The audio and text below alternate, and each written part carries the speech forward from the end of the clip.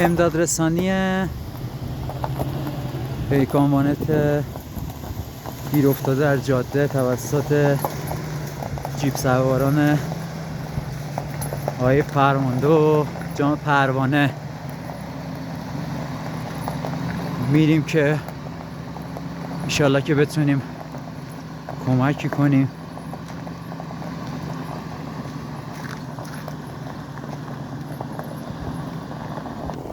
امداد رسانی دو خودرو گیر افتاده در جاده استان قزوین توسط آقای پروانه.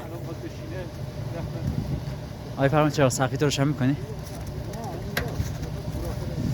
کریم خدا قوت. بچه گروه امداد رسانی و توییتا خدا قوت. و بانر